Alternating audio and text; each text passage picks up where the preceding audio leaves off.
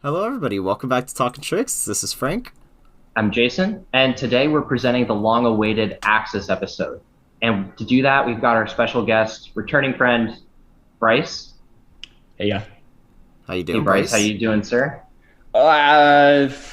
Doing well after my first week of school. Yeah, Been good.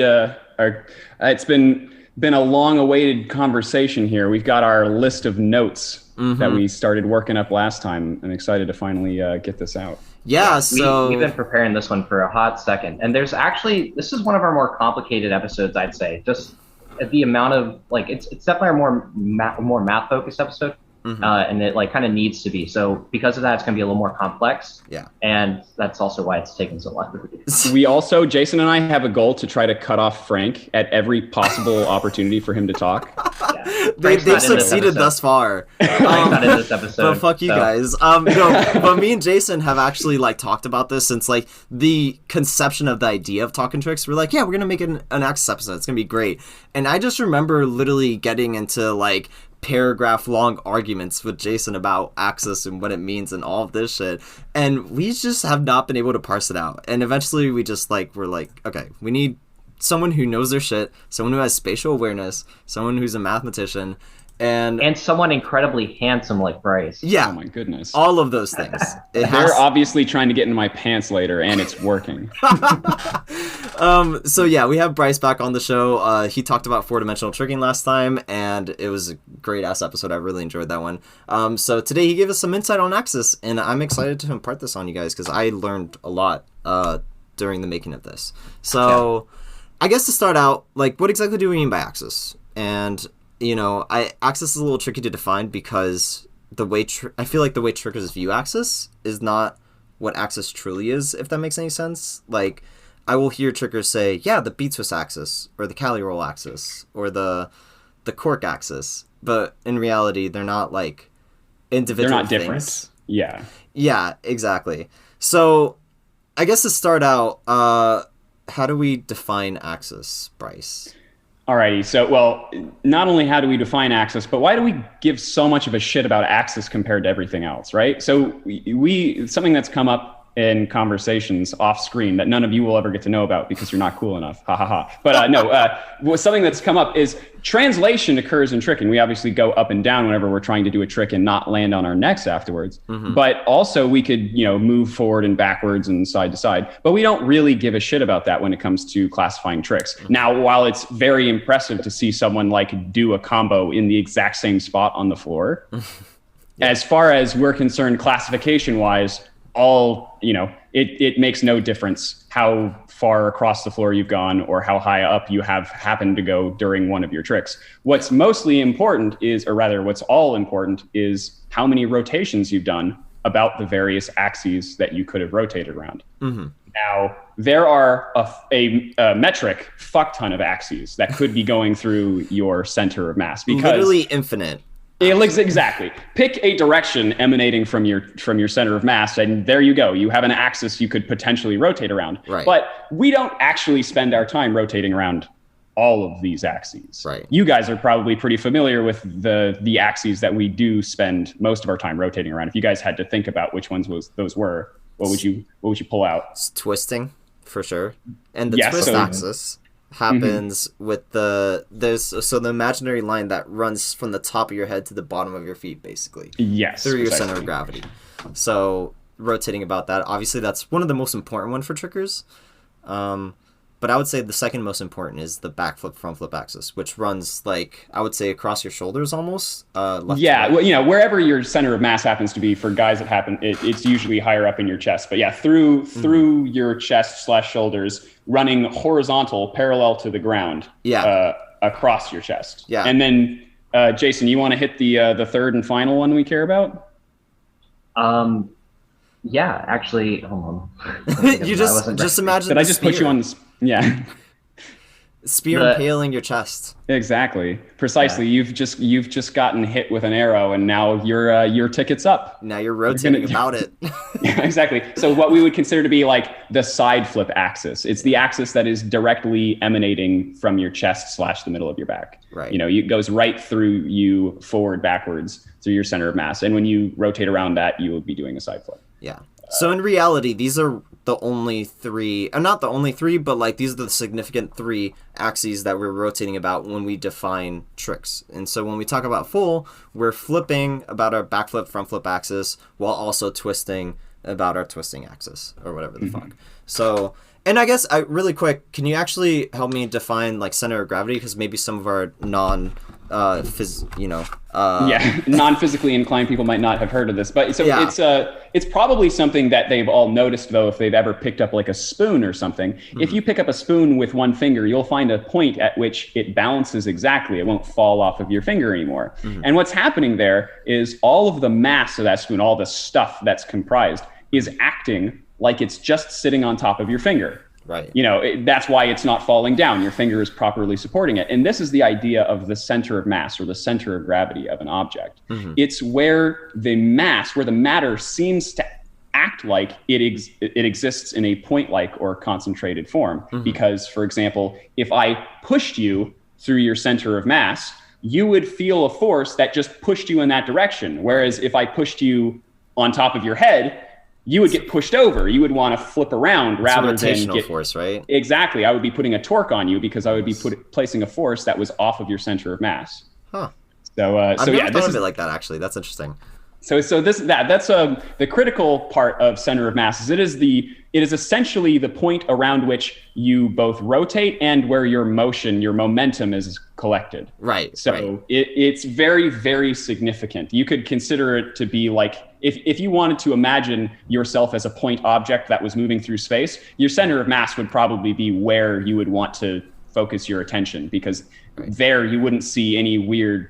It would be it would be the easiest to keep your hands on. Yeah. And the interesting thing also about center of gravity is it's not a static like thing. It's like it moves as your body moves around. So like if I move my arm out, my center of gravity is more inclined to be maybe in front of me than it was before.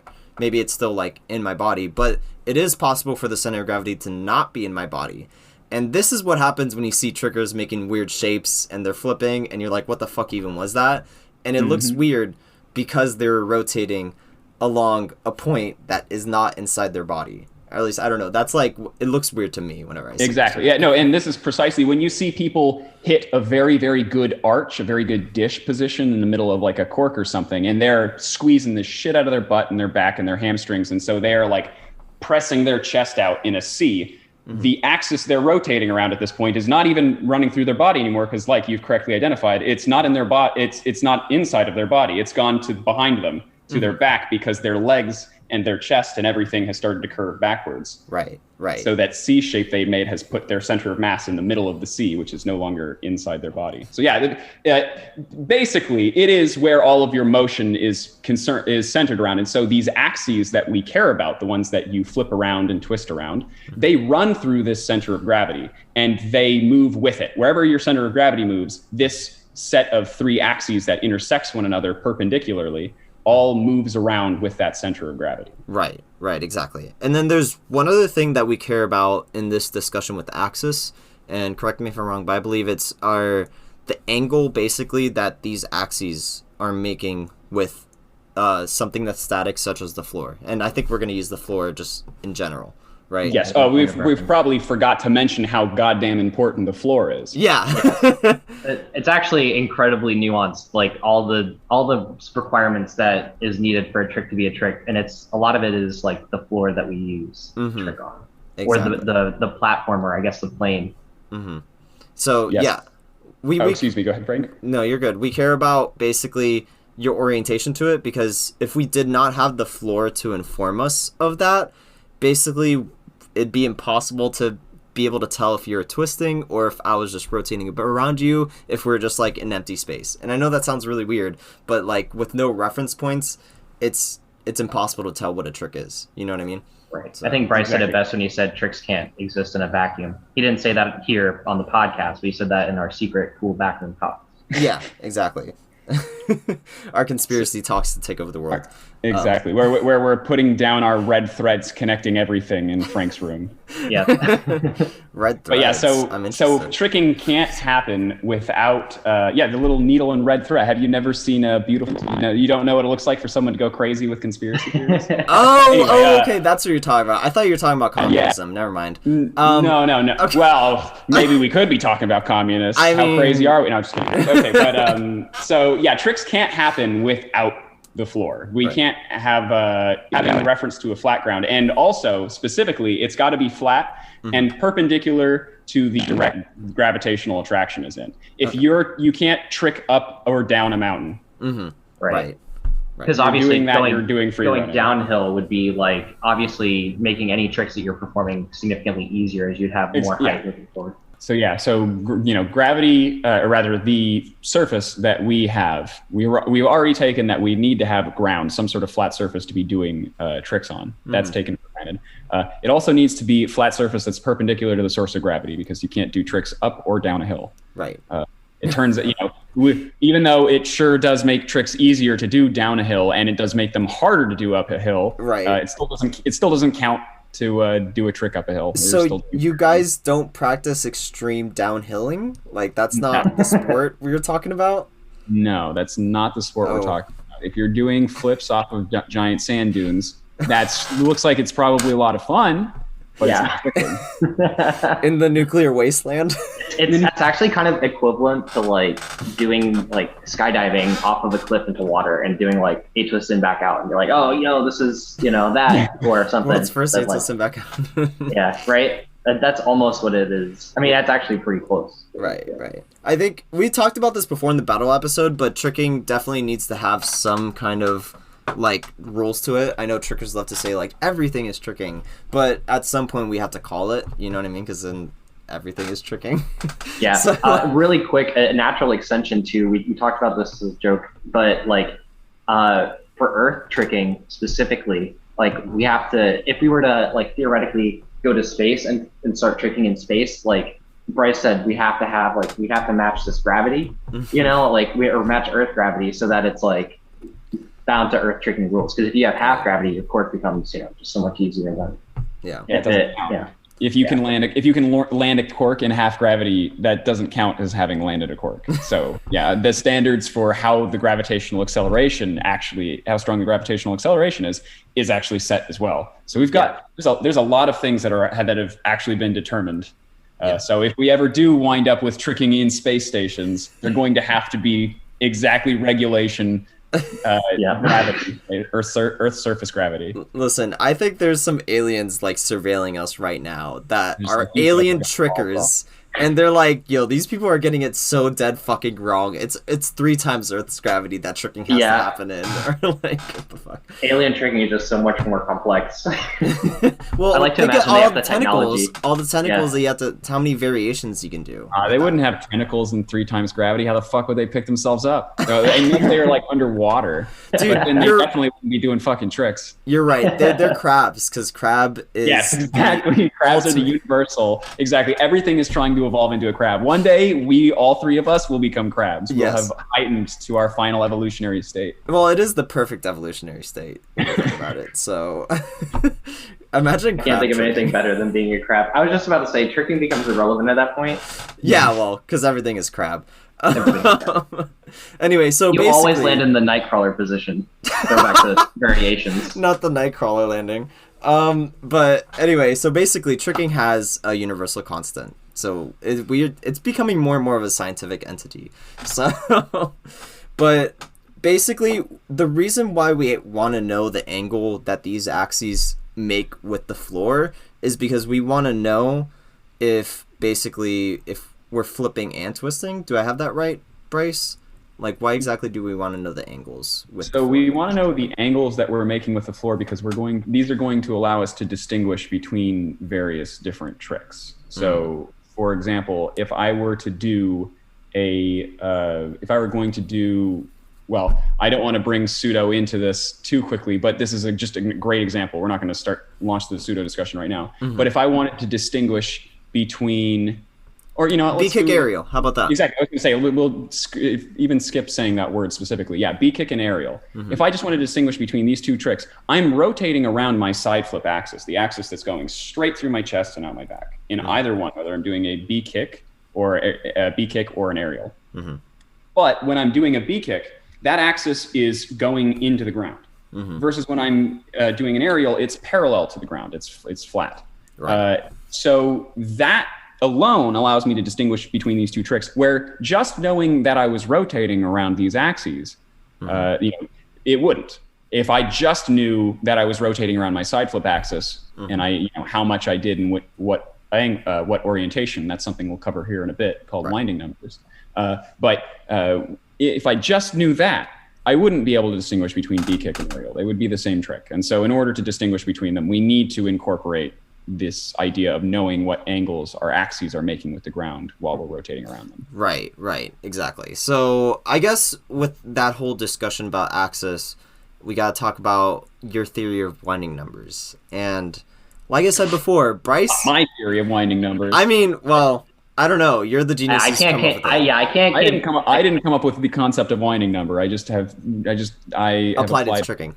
Yeah.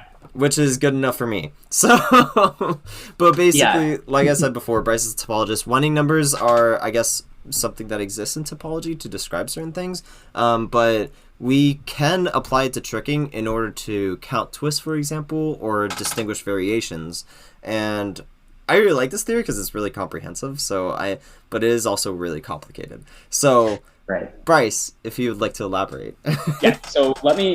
Winding numbers are a little bit complicated. They're fundamentally about something topological, and what's nice about topology is it's entirely visual. So I'm going to start with a nice, easy way to describe this with some planar geometry, and then I'll take it to the three-dimensional case that we're in and show you how it relates to that two-dimensional planar case we were talking about and how we can use it to calculate winding. I love some planar geometry. Everybody, it reminds me of simpler times. Yeah. So we've got our flat plane in front of us and we've got a point somewhere. And we could ask about how many times we go around that point in a circle. That's something that you and I would have no trouble figuring out. If we, say, saw someone walk in a circle around that point, then as they came back to where they started, we would be able to say, yes, that person walked around that point once in either the clockwise or counterclockwise direction. Would that be denoted with 1 and -1? Exactly, precisely. We would pick a positive and negative direction. For us in tricking, it would probably be depending on whether you went left or right. But in principle, it could be either or. It doesn't matter. Right. Which one you choose to be left and right is just something that you do for your own sake. But this is the principle: is that it's counting. It's a number that counts how many times a particular curve or a particular path that you might walk around a spot in the plane walks in a full circle about that point. But now you don't have to walk on a circle. My path could have come in from very far away and then I'll walk next to the point. But as long as I walk in a full circle around that point, as long as I transition through all of the angles that I would have transitioned through if I was walking in a perfect circle, that will still give me a winding number 1. So now if I walk around it twice, that'll give me a winding number 2, and exactly like you would think. If I walked around it in one direction once and in the opposite direction once, I would have walked around it 0 times. Yeah. And I guess to clarify what you're meaning by, this closed circle or whatever, do you just mean like a closed loop? So I can make any shape with this closed loop as long as it went around? Like I could draw a little star. And it doesn't necessarily even have to be closed. Right. Oh, really? But yeah, you can, even a non-closed object could have a winding. You could have a path that started from infinity, came around and wrapped around the circle, and then kept going off to the other side in infinity, and it would still have a winding number 1. That's actually super useful because obviously in tricking, nothing's our perfect. Curves don't close. Yeah, our curves are going to close when we're tricking, so we better be able to do this with non-closing curves. Right. So yeah. So what's nice about this, even though this sounds very mathematical, if you were staring at a picture and literally just looked, oh gosh, this curve just walks around this point once. Yeah, of course the fucking winding number is 1. It's really, really easy and visual, especially when we're talking about a plane. It gets harder to judge when we're talking about 3 dimensions because now you don't rotate around a point. It's a curve in 3-dimensional space that's going around an axis. So a line that's going through 3-dimensional space, and we're counting the number of times that this curve through 3-dimensional space lines around this axis. Okay. And in principle, it's the same, but this is a whole lot harder to look at. Right. However, we can make it exactly the same problem as before by imagining looking in exactly like standing in so that our head is going through that axis and just looking down it. And so we project that all of that curve horizontally onto a plane as if we were looking straight down that line, and then it'll be exactly the planar case. So if someone's twisting, we would be looking at the top of their head, basically. Yeah, we would be looking through the axis that they were rotating around, and then we would be keeping track of the curve that was generated by their wrist and their ankles. Right. Because those would give us the winding number of their body around that axis. What if I want to know someone's nose winding number? I feel like nose is probably a good, I don't know, like where your head is.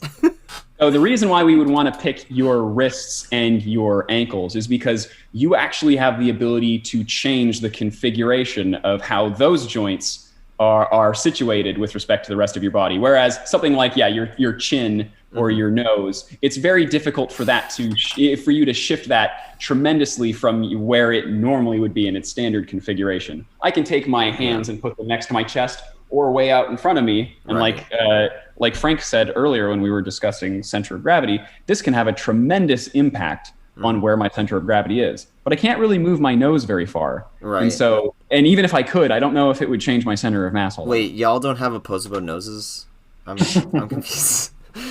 So I wanted to, this might be a little too far ahead, but I wanted to note that like when we keep track of winding numbers for tricks, like we have to keep track of both like the net winding numbers, but also like the gross winding numbers. So we have to track it twice. Thanks. I almost forgot about this, Jason. Yeah. Right. Well, you actually touched up on it a little bit earlier. Like you said, like if you were to walk around a point once and then to walk in the opposite direction around that point again, like a full 360, your winding numbers total 0, but like you actually did 2 full rotations. Yes. And so like you would consider that to be a dub. Yeah, exactly. And so like things like unfull or where you like do a full one direction and then twist the opposite direction a whole 360, it's like a double variation. And that's exactly it, because you've done 2 full twists, but you've actually like netted 0 twists. Exactly. And, you're saying the way we distinguish this guy from a double full is we know the absolute and the normal, the signed winding numbers. The signed winding numbers can be positive or negative, but the absolute winding numbers are always positive. And so, an unfull has an absolute winding number of 2, but a total winding number of 0, or a signed winding number of 0. That's cool. So knowing both of those numbers, you can deduce without even looking at the trick that was a full and full, basically. Exactly. Or that there was 2 different types of rotation that was occurring in 2 different directions occurring in that trick. Wow. Yeah. And obviously not like most tricks wouldn't require this because most tricks aren't doing that. Right. But you have the ability to pull that out if you need. It's cool that it sticks in the framework, you know what I mean? But I was just gonna say exactly what you were saying. Like it's still covered by this framework, and it just like, and it looks unique. I've really liked the idea of like the amount of twists and all these things combined with the winding numbers can essentially like really describe, or I guess like the winding numbers with like the transitions and like foot patterns and hand patterns that you'll use into and out of the trick. And looking at those things and the winding numbers for like each your flip and twists essentially like can basically tell you the trick without even seeing it. Like if you know the order the feet leave the ground and you know like how many flips and twists based on the winding numbers, you can almost certainly like deduce that was a quarter, that was an aerial twist, that was a whatever. Right. Exactly. So I really like that this kind of like encompasses basically all tricks. Yeah. No, it's fucking awesome. That's another thing actually, Bryce. So with winding numbers, like I guess kind of what Jason was hitting on, not all tricks require 360 to make a complete rotation. So would there be a way to account for that in winding numbers, or would that just be an oddity that kind of sticks out? Yeah, no. This is absolutely something that would be very important. We generally, in tricking, tend to care about things in quarter rotations rather than full rotations. Depending on the trick, we might even go all the way down to half. But quarter rotation is about as fine as we would ever want to make our comb.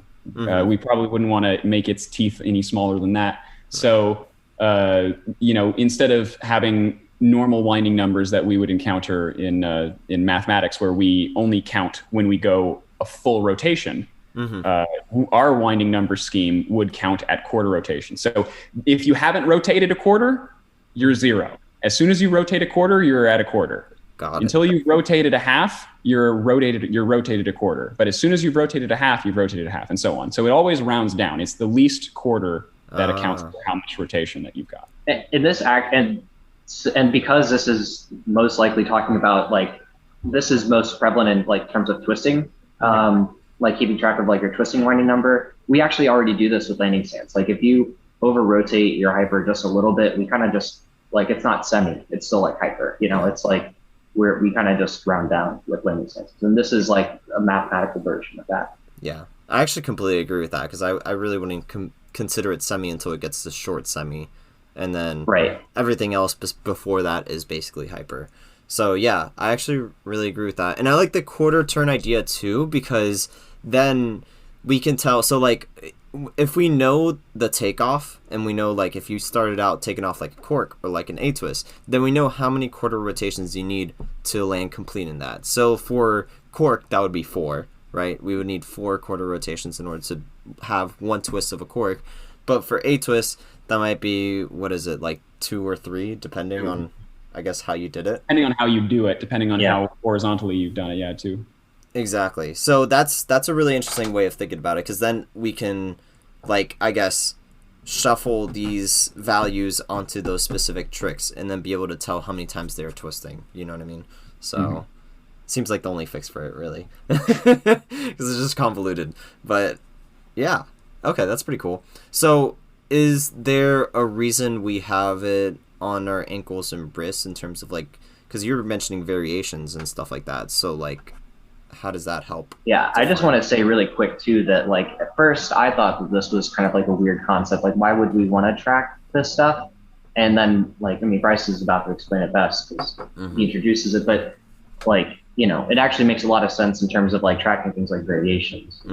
I'll defer to Bryce here. Indeed, I've just been put majorly on the spot, so hopefully I can perform here. But yeah. Sorry, Bryce. Resident mathematician. Well, what's interesting is it's not like I didn't actually come up with this idea. This idea actually spawned from conversations with Dylan James around the same topic. Oh yeah.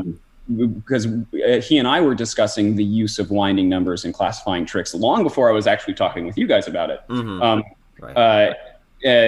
So in conversations with him, he brought up the fact that, for example, a cheat 9 double and a cheat 9 are different, but based on the winding number schema alone, you're not actually able to tell which of those tricks you're doing because you only know that you rotated around your twisting axis. So in order to differentiate these, we came up with an additional property, something that we would want to attach to our frame of moving axes that we're using to track how our tricker is rotating.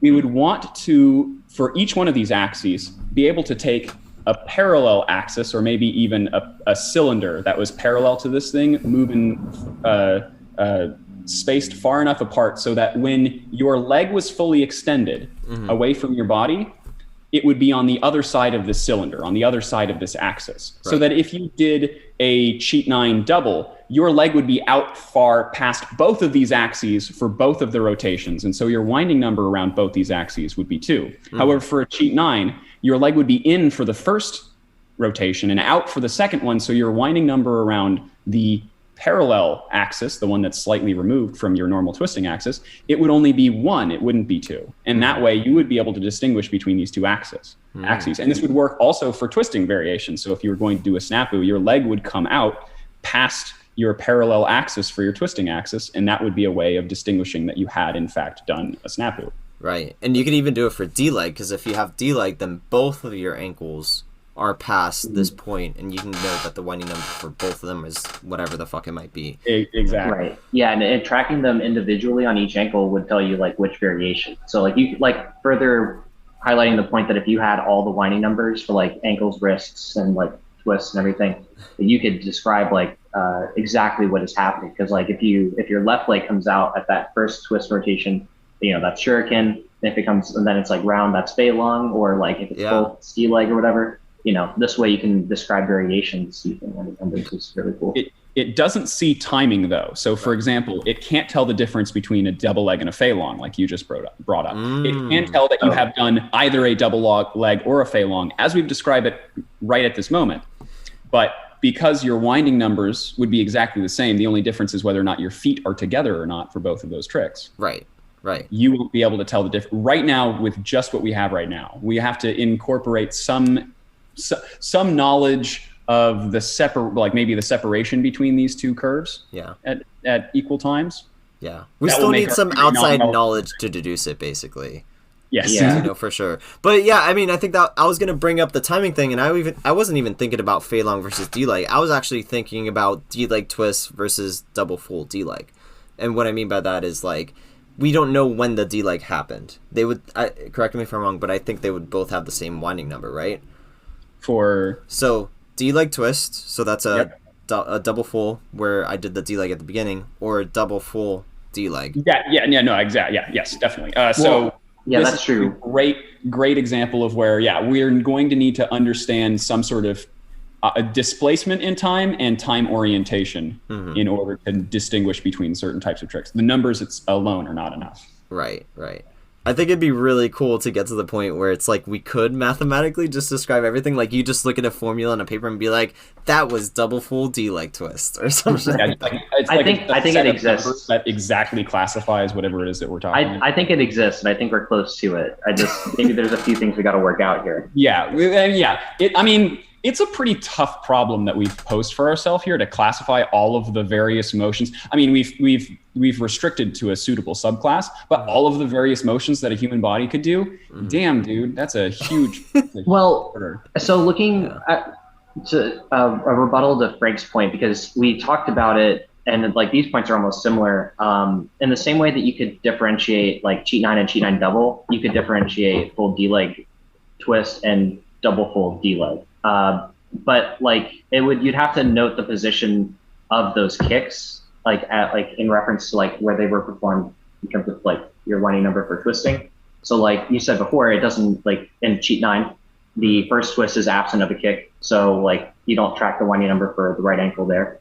But if you do like double 9, it is there, and then again at 900. So you would, I think the difference there is that I can definitely tell between cheat 9 and cheat 9 dub, because one is just lacking a number versus with the d-leg example, we see the exact same numbers. We just don't have the winding numbers for cheat 9 would also describe doing a tornado kick and then pulling your leg in and spinning around again. Excuse me. That name has a trick, 45 gyro. So 45 gyro, Yeah, well, without doing it's 540. Yes, 540 gyro, yes. Oh my God, holy fuck, Jesus Christ, sorry. 540 gyro, Jesus. Welcome, this is Talking Tricks. I can't tell you how many times I've called a variation a transition, so, okay. Some fans should make an edit of that, but Bryce's brain has been turned to mush from his first week of PhD mathematician classes, so forgive him. I wish that was the excuse that I could use. No, that was just fucking up. Anyway, but yeah, those are the same, actually. So I guess it would have to incorporate some kind of time aspect, which is interesting. Yeah, or like the winding number of that ankle in relation to like your winding number in terms of twisting or something to track it. Like it doesn't occur during the first twist, but it occurs during the second twist, or it occurs during both first and second twist, etc. But I mean, regardless, we're kind of just hitting on like just the conceptual stuff, so we don't have to think super hard about it. We are kind of like destroying our own framework while also trying to. Well, that's all right. It's part of the process of making something that actually works is tearing the shit out of it. Yeah, exactly. But I mean, in general, though, it does its job pretty well, I think, and like better than any other system of axes and rotation that I've ever seen. And I'm sure that we'll be able to patch up this little, the time ordering problem. We'll come up with a convenient way to say all this that doesn't seem to make it really, really convoluted. Like the way I'm trying to avoid doing it right now is just say like, all right, we will just like say this many things happens in one step, and then the step afterwards. And by this many things, I mean like what winding numbers change. Like you do this rotation along this axis, you do this many rotations along this axis, and this is like the first part of your trick. Right. part of your trick is. I'm trying to do something more elegant than that, but hopefully, that potentially would always work ultimately. Well, I don't want to hang too much on that point, but like there are only a set amount of variations you can perform in a single twist. So that's true. That's true. I mean, it kind of lends itself to kind of breaking it up that way, but I think we'll have to see. I think the biggest issue that we haven't even hit on in general yet, that obviously we don't have to talk about right now, but is integrating Takeoff with the winding numbers. I think that's going to be really tough because that's going to inform a lot of what a trick looks like. Because rise. So that's why we do like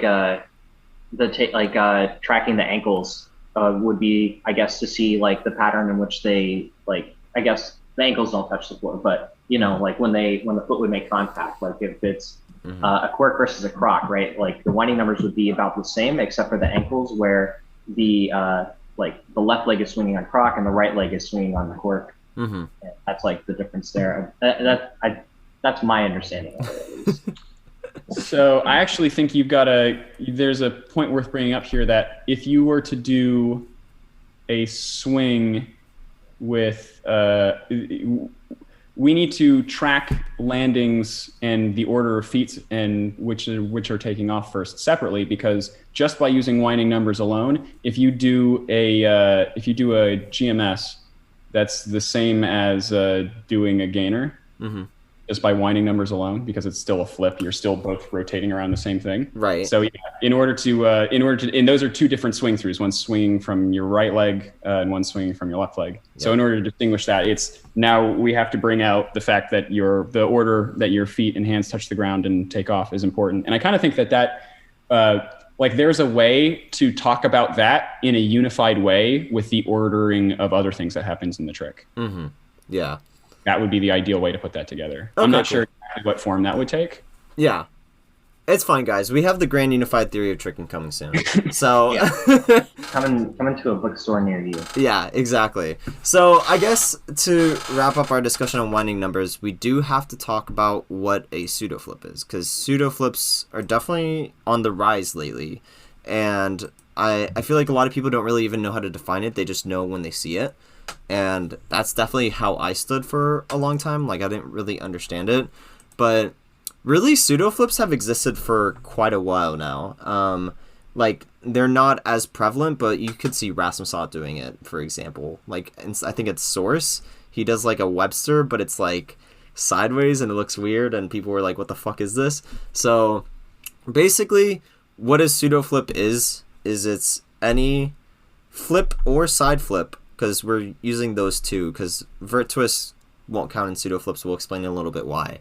But any flip or side flip where your axis is perpendicular to the ground, basically. Did I get that right?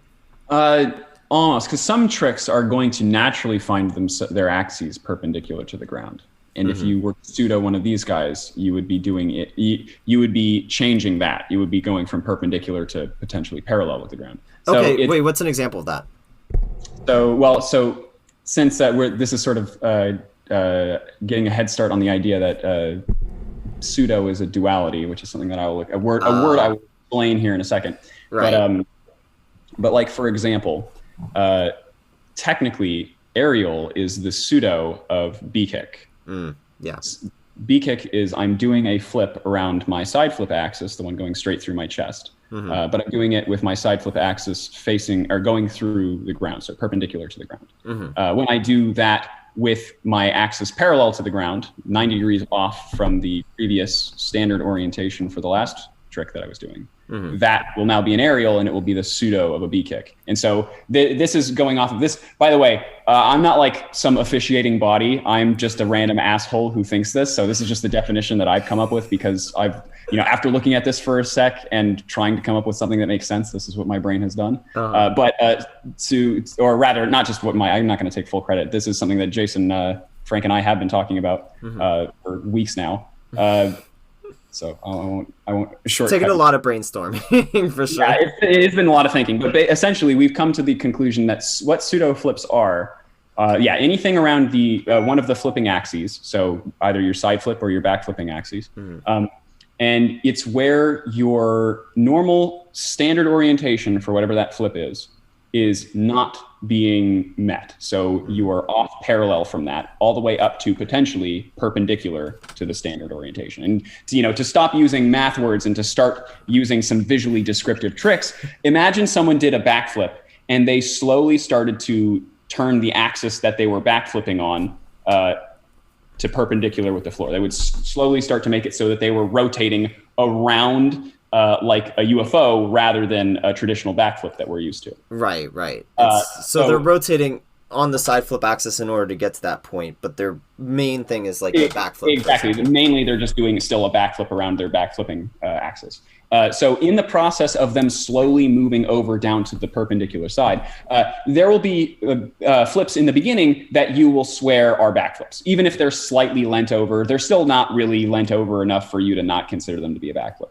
Eventually, the axis that the fellow will be rotating around to do these flips will be so off parallel with the ground that you won't call it a backflip anymore. Right. And that is the start of pseudo. Pseudo begins where you're no longer parallel. You're off parallel from your standard flipping axis. And it can go all the way to completely perpendicular to your previous flipping axis. And in fact, if you were to consider like the true pseudo, like it is complete perpendicular. The actual, the gradations in between, the minor variations in between are sort of like a fudge factor that we have to allow for because nothing is perfect when we do a trick. So it's the error bars basically. Yeah, exactly. Yeah. And this actually fits in really well. So like if you're thinking about your body like being in this like upright position, this upright orientation, we're basically allowing for you to go like 90 degrees like off of that. And we use this same 90-degree leeway with like just about everything. Like landing stances, as we described earlier, like we track quarter turns, round down.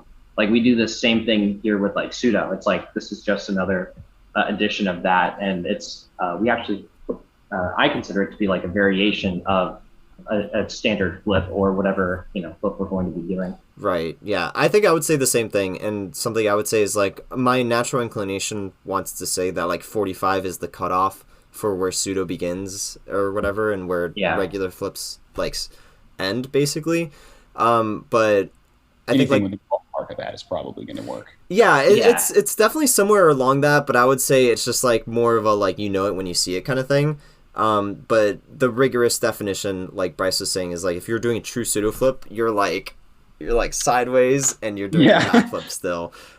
Which so you'll see Shosei do this a lot, and I think there's been a lot of discussion in terms of that of like, oh, is that really a true cork and back out or really a true blank and blank because he did this pseudo thing or whatever the fuck. And I mean, I definitely think that's an important discussion to be had. But I think we should just call it exactly what it is, and it's cork and pseudo back out. Like, you know what I mean? Is like, regardless, well, that's impressive. There's actually a slang term for this pseudo back trick. Pseudo backflip trick, and it's shant. Shant is a pseudo flip. And I want to actually, this brings me to a couple of points. So like you were saying before, pseudo flips have existed in tricking for a very long time. Rasmus Ott's source has the pseudo Webster, which is really cool. And then, but there's also been I'll call the Spanish full, thanks Frank, which is the semi-uninverted full twist, right? And so this is like a pseudo flip that also has a twist in it, and you can most certainly twist your pseudo flips, and they become pseudo full, or pseudo quirk would be a very horizontal quirk, by the way. Pseudo helps fix our issue with variation of or our issue of axis if you're completely horizontal. This just means you've done pseudo quirk or pseudo rat full or pseudo A twist, B twist. Exactly, because me and Jason have previously said that you're either vert or you're inverted, and every time you're past horizontal, you're inverted basically. Right. Now there's a little more nuance in that that horizontal part right there is usually actually just pseudo. Right. But, and this has some consequences that we're going to touch on too. But I also want to go over quickly what exactly, I want to kind of rigorously define pseudo, because when I say pseudo full, you might think that could mean oh, I pseudo twisted, right? As in without the flip, or I didn't fully rotate my twist. Would that not be pseudo, in terms of winding numbers or however we're going to measure it? And we actually then restrict pseudo because of that. We already have landing stances that encompass those short or incomplete twists, whatever landing stance you're in. But to fix this issue, we reserve pseudo for being a variation to the flip exclusively. Right. So you can pseudo full is actually pseudo backflip plus twist, and it's not backflip plus pseudo twist. You can't pseudo a pure twist. You have to pseudo a flip, and in order to pseudo that twist, because pseudo twist just technically happens all the time. Like if we were to use the rigorous definition that we were using before, we're always pseudo twisting basically, unless you're doing a vert kick or something like that. So it kind of doesn't even based on our previous definition for pseudo flipping, it is whenever we twisted around that axis, but the axis wasn't in its standard orientation for whatever flip we were doing. Yeah. So let's consider just for a moment a back full. The axis, the twisting axis, we can't really make a pronouncement about its standard orientation because it's moving the whole damn time. You're not wrong. Yeah. So it's that's one thing. It's our twisting axis is probably the most mobile of all of the various axes. I mean, they're all moving as we're rotating. Right. None of them are standing still. Yeah. But out of all of the various one that goes through various motions the most, the twisting axis is probably going to be it. And so it doesn't really have a fixed standard orientation. You'll be upside down all the time during your tricks, or in horizontal or all sorts of positions where your twisting axis won't be in its standard up and down position. Right. So yeah, and in fact, that's the whole point of twisting is to do vert twists exactly. a non-standard. And then Right. Exactly. Right. And so we've been talking about pseudoflips. So basically they've been around in the most innocuous form of literally every time you see a tricker do a cork or a full, it's technically pseudoing it, right?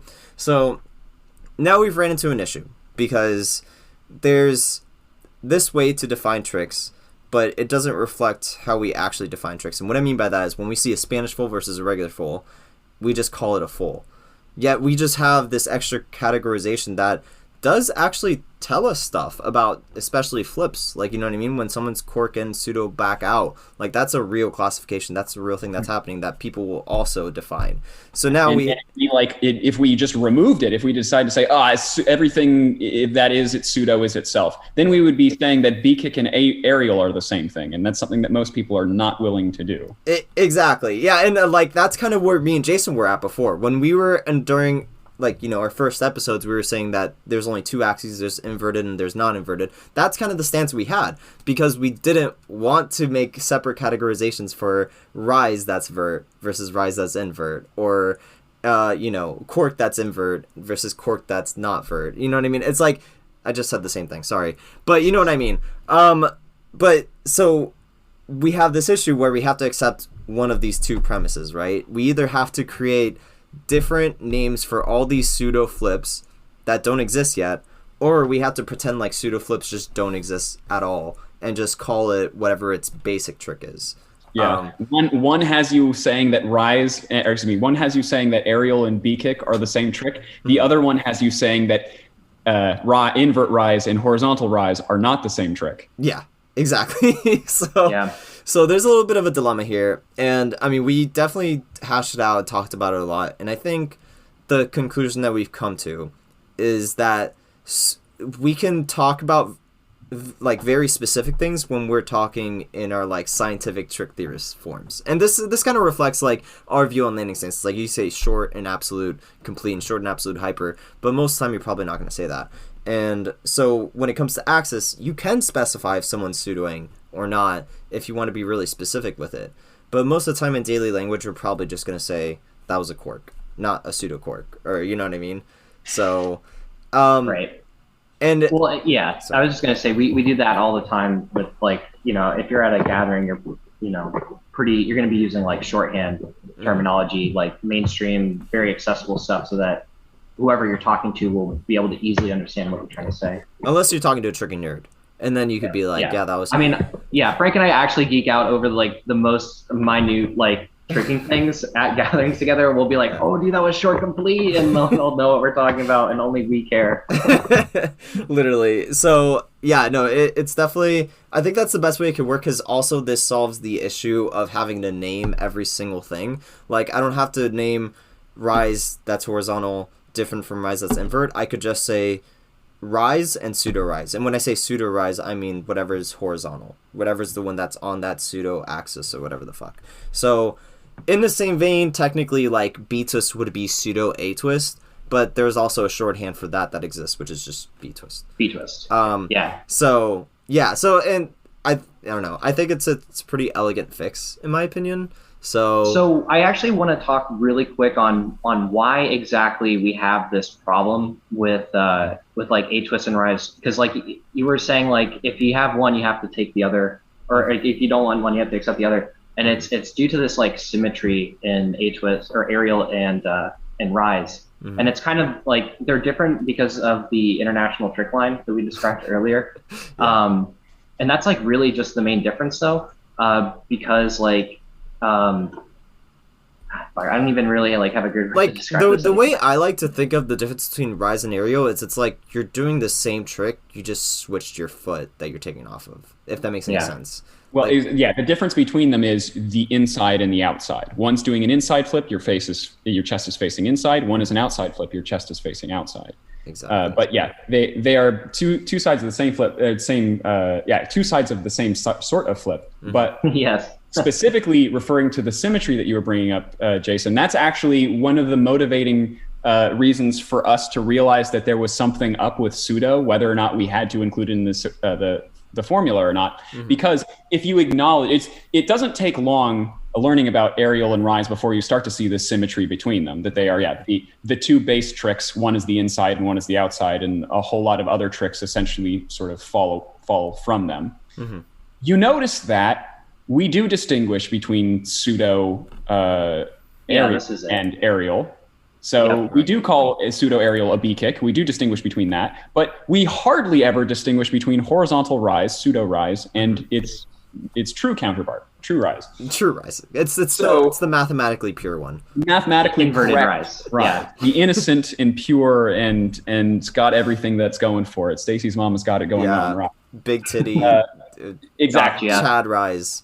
Right. It's big titty and Chad. Okay, anyway. Go on. So because there's a symmetry between aerial and rise, we noticed here that something was wrong with our classification system because we were happy to make a distinction between aerial and B quick, but unhappy to make a distinction between pseudo rise and rise, and this does not respect the obvious symmetry and tricking between rise and aerial. Right, so we can't have that. We simply can't accept it. Exactly. So yeah, that's kind of where that dilemma came from. But I think we solved it pretty well because I think the reason why this what would you call it, like oh my gosh, contradiction exists is because of how humans view tricks. Like it's not perfect, and so like whenever we see a B twist versus an A twist, like it's a very obvious difference to us versus seeing a vert rise versus invert rise. Like it looks very similar compared to the difference between A twist and B twist. So I think that's an artifact of people being able to do rise relatively poorly, because in my opinion, a horizontal like a genuinely done horizontal rise, back when Jeremy Marinas was doing the high and low rise tutorials, you can absolutely see the difference between the two different rises that he's doing. That's true. Actually, high and low rise kind of used to be the distinction. I think about it. Yeah, exactly. Yeah, it was actually. Holy I hate shit! That, by the way, that's actually crazy. What is that? The x-axis? When x-axis translation matters? Yeah. Well. No. I guess technically, but no, not because really. The problem, because they were fixated on the height, where it's not the height that's the issue. It is the level of inversion that's the issue.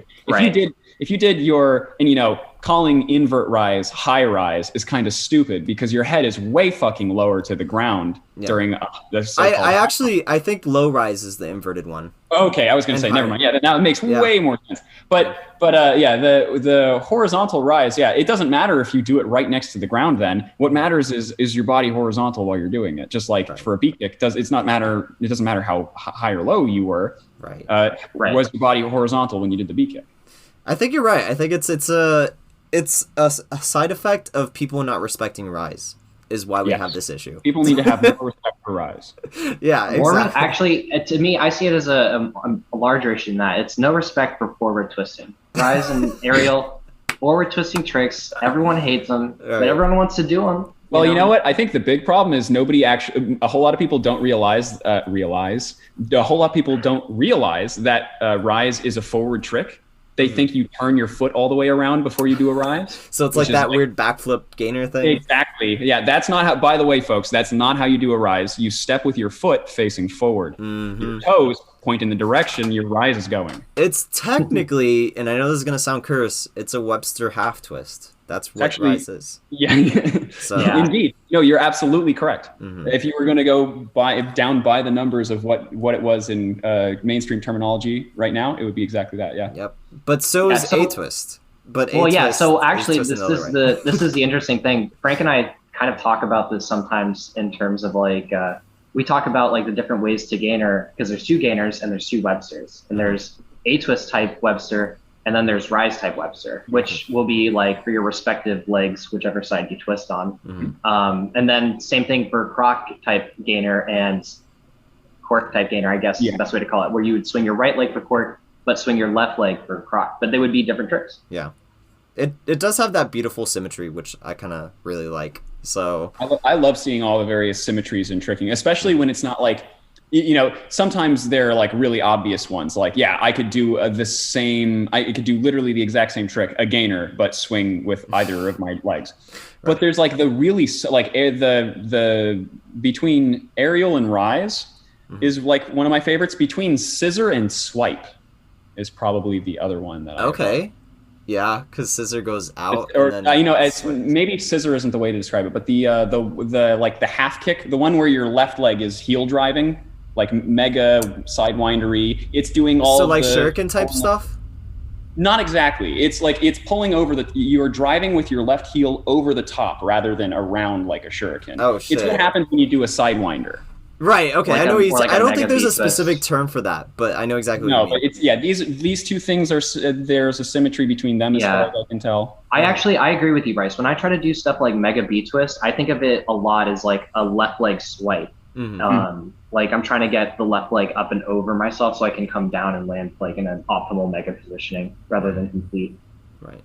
Yeah. I mean, that's kind of how I treated it when I first learned scissor. I was not even trying scissor. I was actually just trying to drive that left leg down, and my right leg just came out naturally. Yeah. So, yeah.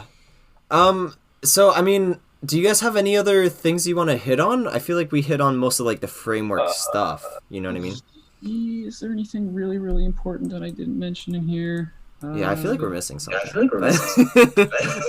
I didn't mention the concept of pseudo as a duality. I mentioned that it is a duality, and then I skipped right on by that fucker. That's true. Let me briefly explain this, so I'm not just like popping words for no reason. So this is somewhat important. A duality is an operation that undoes itself. Before I make this too mathy, think of multiplying by -1. You do that by -1, and if you want to get back to where you started, you just multiply by -1 again. Technically, you are multiply by -1, but the process of undoing it is to repeat what you just did to get here. It's like, as Jason eloquently put it before our conversation here, it's like taking another step forward and back where you were before your immediate previous step. Right. So now the way that pseudo is like that is because it is talking about being up to 90 degrees away from your standard orientation. After you transition to the next, whose standard orientation is now 90 degrees away from your previous one. Right. When you ask pseudo of this trick you will move another 90 degrees, and your axis will now be 180 degrees away from your axis. But that for a line, you can't tell the difference between that and a full rotation. Right. A line has two sides going in either direction. So when it rotates 180, it looks exactly the same to you. So now this thing is making the proper angle that it would for the standard orientation of the original trick. So in order to undo a pseudo, you just pseudo again. Yeah.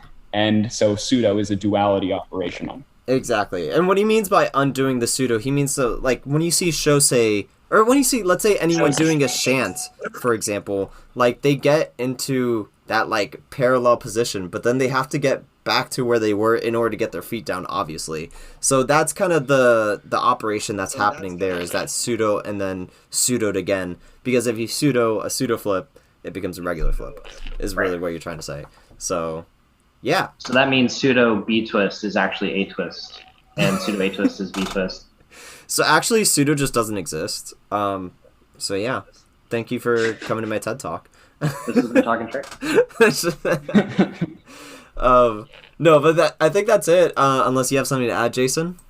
Nope, I think we covered all the points. I was just about to mention how Bryce brought up how pseudo is a duality, but then explains the duality aspect. Right.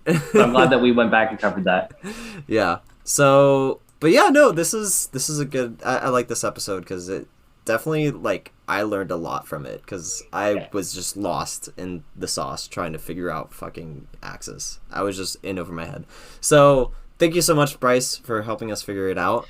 And yeah, I hope. Yeah, I just want to add really quick. I feel like this episode corrects a lot of like potential discrepancies we had with variation. Like some people are like, well, what about the horizontal twist axis and stuff like that? And I feel like this easily like describes it, and we still stay true to our original statements of there really only being two levels of conversion that we care about, and that's whether you're inverted or not. And if we want to differentiate, we could really say pseudo if it's important to the conversation, I guess. Yeah. So yeah, but thank you, Bryce. It was a pleasure having you on. Dude. Thanks again, Bryce. So, yeah. Pleasure to come back again. All right. Well, I'll check you guys out later. Bye. Cool.